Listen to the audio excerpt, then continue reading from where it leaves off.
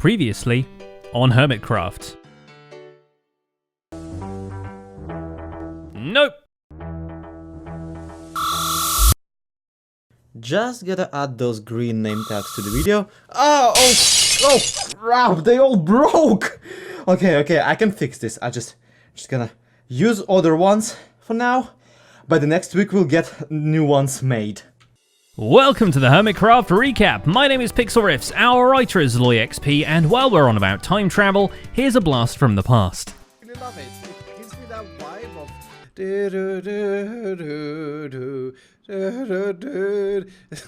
of Jurassic, but no. And with all that out of the way, let's take a look at all the events and mishaps that occurred on the Hermitcraft server this week and at an unspecified point in the time-space continuum. Yeah, for those of you who saw Season 4, it's very similar. Oh my goodness, there he is. Starting with Wells Night, if only to celebrate his Skyrim mansion being fully furnished. The second story interiors are much more dedicated to the entertainment of the residents, being the pool room, guest bedrooms and all that, but also fixated on entertaining the audience, or at least the part of it that can tell an armor stand from a sign. This will work. Excuse me? Do redstone blocks no longer power pistons? Okay, I guess they just have to go up above? I'm so confused. Hey, is anyone going to tell him that the armor stand book is on the server? Could have actual sticks as pool cues or blocks as balls rolling across the table. Then again, armor stands are potentially volatile, if you have half a stack of TNT holding them up anyway.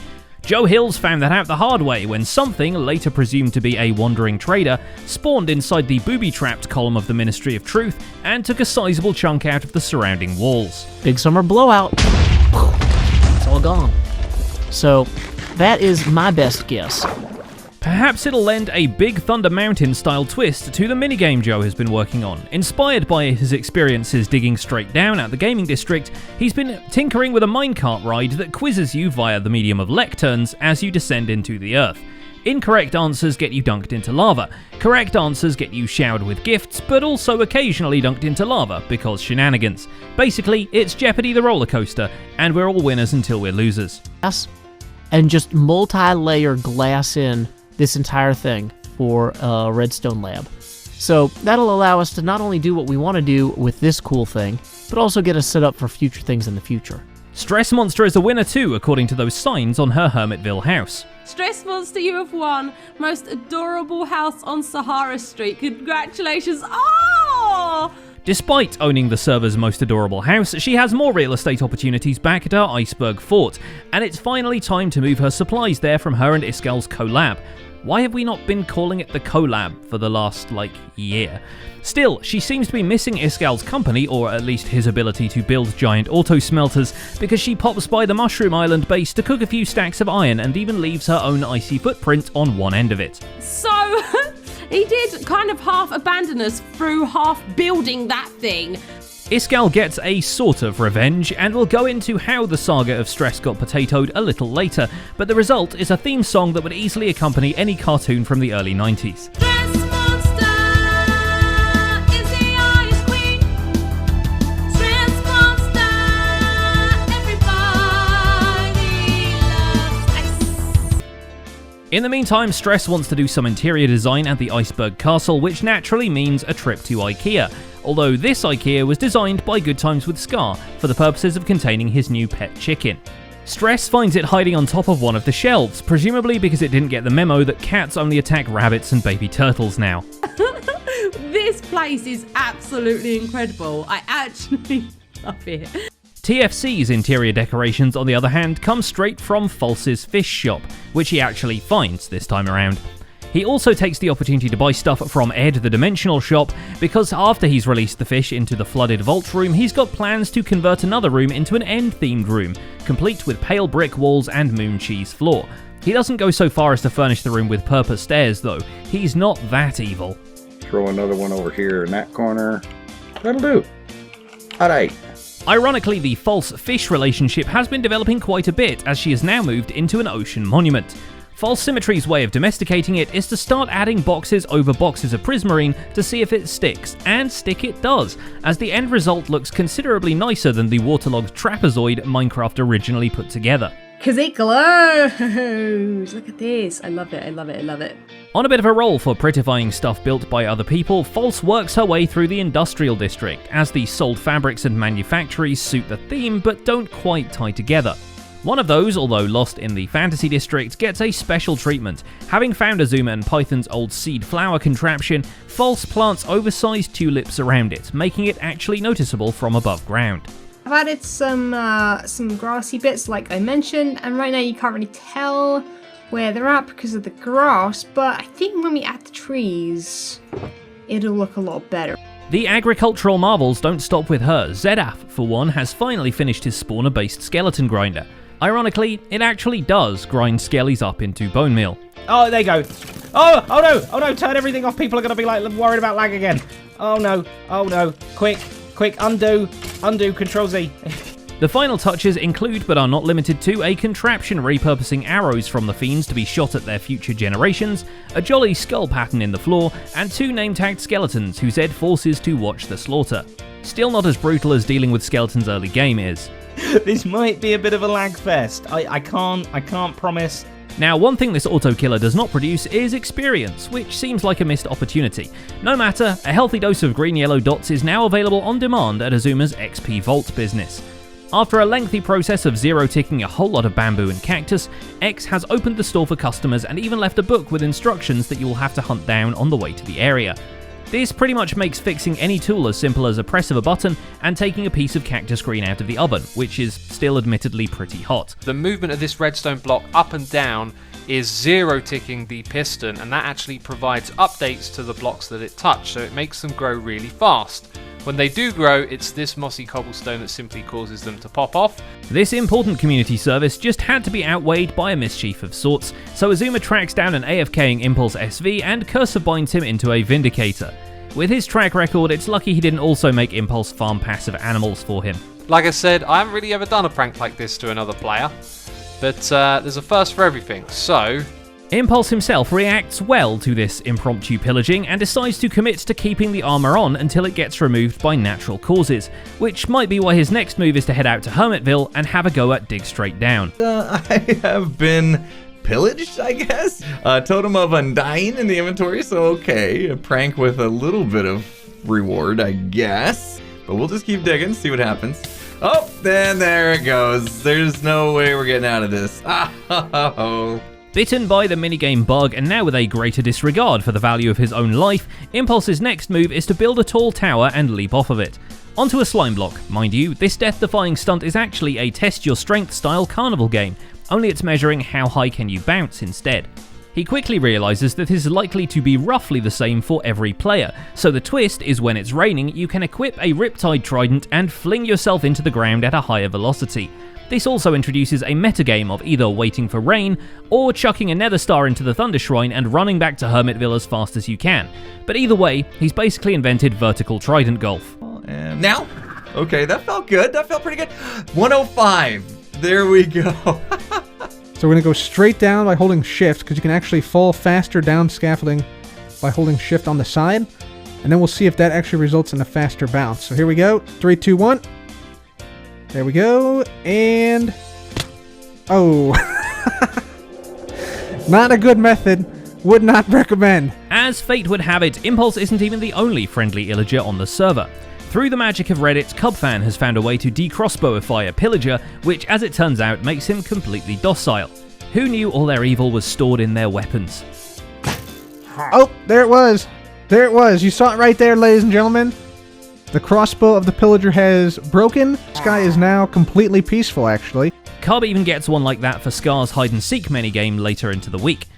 The reason why Cubfan is interested in having a Mr. Eyebrows is that his newest Concorp project is to collect a villager of all kinds, meaning at least one from each clothing-specific biome and one of each profession.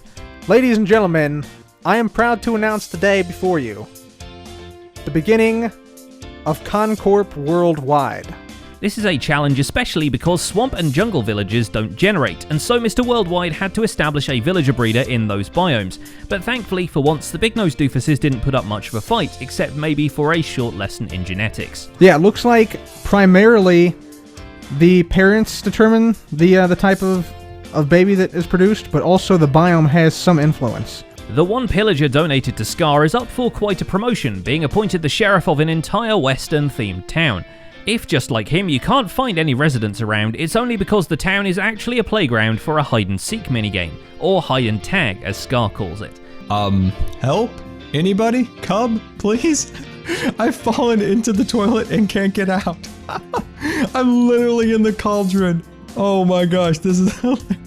Naturally, for a game like that to be playable and fun, the area it's taking place in has to be very detailed, fairly large, and extremely intricate, which makes it all the more baffling that Scar starts and finishes this project in 2 videos, plus piles on the building of his personal storage room, and still has time to check out his Storage Wars winnings. This person is a madman and should be contained. Oh, I want that in my life. Okay. Oh, this is amazing, except for the Shop at Sahara propaganda that's burning my eyes. Speaking of containment, iJevin has saved us some trouble and has already locked himself up in a 16x16 area. I swear I had a tutorial for these situations somewhere. To freshen up his Hermitcraft experience, Jevin has decided to try a one-chunk challenge, where, equipped only with your tools and your armor and some food, you're supposed to set up an entire base within the confinement of a single chunk. He still allows himself some travel to restock ore galore or to dig up some diamonds, but placing blocks anywhere else is now officially forbidden. Just make yourself a sitting duck for pranks, why don't you, Jevin?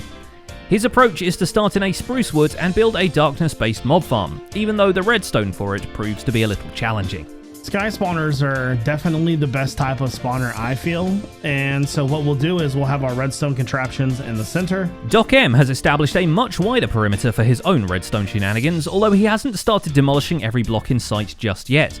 Possibly because he's still paranoid about being watched. Don't worry, Doc, that's not an observation tower, that's just Impulse building a cordless bungee jump. That is relatively close to the perimeter, my friend. Man, that needs investigation. I need to keep an eye on that. After adding a second layer to his resident alien's sheep farm, he decides it's time to study how they, probe each other. This is an incredibly scientific study, which is why there's plenty of places for them to take a nap. Still, somehow, it happens, and a new alien is birthed live on camera. Guys, they're doing it. Don't look. Come on, don't be like that. For all his security, he hasn't counted on incursions from the space-time continuum, and a familiar bootleg TARDIS appears nearby. So I guess it is about time we talked about Grian's little adventure. And he might have stayed stuck in time, or so he appeared when Iskall turned up at the Hermitland minigame district. Jim, I'm assuming that he can see me if he is trying to trick me. Sensing a hot potato opportunity, Iskall goes ahead and plays some games first, giving Grian more time to prove how AFK he is, and even tossing a few items into his inventory as a test. Finally convincing himself Grian isn't playing the long game, Iskall attempts the real deal, at which point Grian proves he was playing the long game. He's checking the book to see if he can get me, I guess. Caught! The long game! Oh my goodness, you gotta be kidding me! Oh, persistent, dude, persistent. After this humiliating display, Iskall decides to play it smart and goes after someone who didn't invent the competition. Rigging up a dropper below Stressmonster's bed, the hot potato ejects itself into her inventory next time she sleeps. And now you know why she's got a catchy new theme song. Okay, by now, she is definitely, that's incredible. Oh, I'm shaking right now, I'm so nervous. But Iskall still has to complete his own challenge as a punishment for getting caught by Grian, which is why his next episode of Villager Breeder Construction has a lot more doom in it than usual. Punishment. Include of doom when describing things you look at or create in your next episode at least 25 times. I wish your punishment wasn't so on brand. You do that anyway. Checking out the competition though, Iskall has to admit that Mumbo might have the upper hand in terms of looks. Mumbo agrees, although he's concerned Iskall's setup has more functionality in place already. A set of pointy concrete spires and a beautified railway line does not make for a perfect villager trading experience. But to get that underway, he's got to figure out what to do with the hollowed out section under his base, and that's going to take a little more time. In the meantime, he may have taken the phrase stacking villages a bit out of context. Oh no! I've stacked up all my villagers. Dude, just get moving. I can't even get down there. And finally, there's still salty about his diamonds mysteriously being stolen from his ender chest, something that no one but him could have realistically done. Grian decides that the only reasonable way of action is to violate the space-time continuum. And I think 3 turns should do it. 1... In his now vacant lab, Grian assembles a time machine and it miraculously works. Through the magic of planning ahead more than 2 minutes and a bit of video editing, he is transported to before the build-off was over. This means the diamonds are still there, villager Grian is alive and well, and plus Iskall hasn't released his video where he talks to future Grian in chat yet. Hi, past Iskall. It's me, future Grian. I must go back. Okay. Thanks, bro. Not willing to risk contacting his former self, Dr. Grian confiscates his own diamonds from his own ender chest, appoints Grillager into his trusty companion, and returns to the present time, where he is, some way, much less concerned about his actions having consequences. But fortunately, that does mean that I totally stole my own diamonds. That whole thing was absolutely pointless. Ignoring for a moment that this actually created a paradox of causation, we'll instead highlight that the whole time travel plot caused a number of speculative community theories, assigning Grian the role of the salmon ghost, the jingler, and the person who killed Paul the pufferfish back in the day. But while this can be written off as people assigning him credit for everything ever, one observation that stands out is that the episode this happens in is 20 minutes and 18 seconds long, and in the video, Grian hints at travelling even further back in time if need be. As to why he would want to go back to the year of 8 months ago, we don't actually know. Either way, we've got some diamonds back. And that's just about it for this week's recap. Our writer is LoyXP, and my name is Pixelriffs. If you want to see us fight a giant ice worm to the death, check out this week's video in the End Screen Theatre. Don't forget to leave a like while you're still here and subscribe so you won't miss future recaps. Thanks for watching, and we'll see you next week.